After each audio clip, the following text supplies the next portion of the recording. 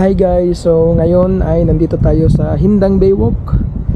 Nandyan sa likod yung Port of Hindang na hanggang sa ngayon ay hindi pa rin tapos. So medyo matagal na yan na ginagawa. Hanggang ngayon ay ganyan pa rin, wala pang barko na nakadaong. Kaya tayo nandito kasi papaliparin natin yung DJI Mini 3 natin ng 500 meters na altitude. So malayo naman tayo sa airport at wala namang mga dumadaan dito na mga eroplano. Kaya i-test lang natin kung kaya ba talaga yung 500 meters at mabilisan lang naman. Tingnan natin kung ano yung makikita sa ganyang kataas na altitude. So set up lang natin at let's ready to fly na. So nandyan na yung drone natin, na set up na natin at okay na rin yung signal ng satellites. Kaya tara, papaliparin na natin.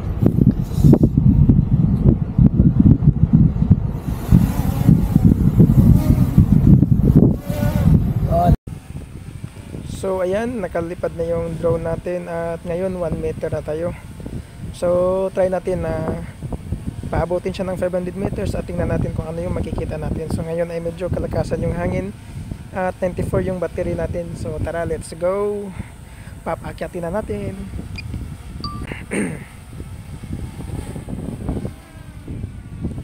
Oops.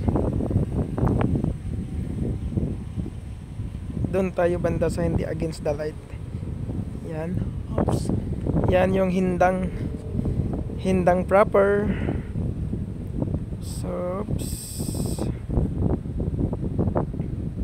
60 meters. Yan, 60 meters na tayo. 17 meters, 80 meters na kagad. Medyo malakas yung hangin sa taas.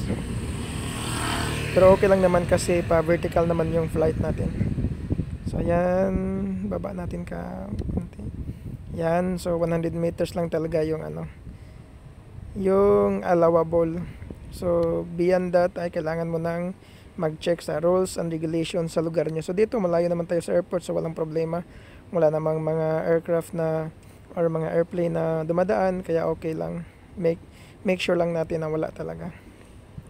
So ayan, ipaikot natin. 200 meters na tayo. So ayan yung 4 islas. Yan yung 4 islas. At dito sa kabila ay yan. Ito yung daan papuntang papuntang Inupakan. So pag papunta ka ng Inupakan, dyan ka dadaan. So yung kabila naman yung parang may bundok, yan yung Buntok Cave. Nandyan yung Buntok Cave. At yan, makita nyo may mga palayan. Oops, nawala yung RC. Control natin. Yan. Oops, may mga palayan. Diyan, may mga palayan din. Oops, at ayan. 300 na tayo, 300 meters na tayo. Oops. 300 meters.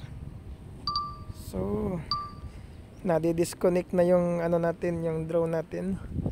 At around 300 meters. Yan, 335. I-push natin siya dun sa unahan para hindi ma-block yung natin, controller. So ayan,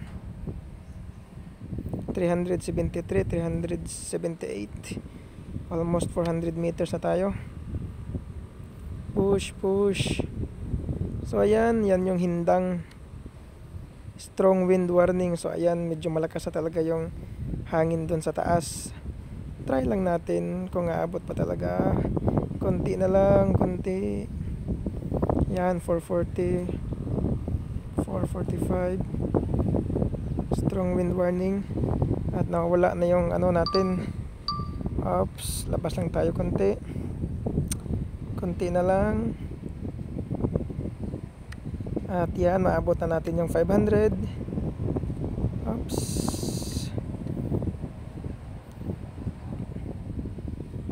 At yun, naabot niya talaga yung 500.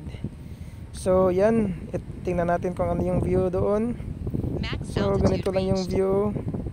500 meters na altitude. Yan yung Hindang proper.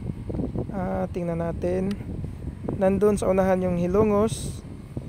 At dyan, hindi ko na alam dyan kung ano yung mga lugar na yan. Doon na yan sa bukid banda. 500 meters na tayo. At ito ito yung sakop ng Hindang. Yan, nandito tayo sa Dos del Sur, unahan Dos del Norte, San Vicente, yan. At nandun sa unahan, nandun na yung Inupakan. At doon naman yung Cuatro Islas. So yun guys, abot talaga ng 500 meters. At 82 yung kanina, 90 plus pa yun. At ngayon 82, so konti lang yung nabawas sa battery natin. So narating na natin yung 500 meters na maximum altitude gamit itong DJI Mini 3. At mga around 12% lang yung battery na na-consume niya from 0 to 500 meters. At hanggang ngayon ay mayroon pa tayong 53% na battery. So nakapag-picture, nakapag-video pa tayo kung ano yung view doon sa 500 meters altitude. At hanggang ngayon may 52% pa tayo. So talagang napaka-okay, napaka-best na mga DJI drones, napaka-sulit sa pera. 2 years na to at still in good condition pa. Pati yung mga battery niya talagang matagal talaga malobat. At pati yung wind resistance niya, kahit nga ngayon medyo malakas yung hangin kasi nandito tayo sa tabing dagat, pero lumalaban talaga tong drone na to. At yun lang guys, maraming salamat sa panonood at hanggang sa susunod na video.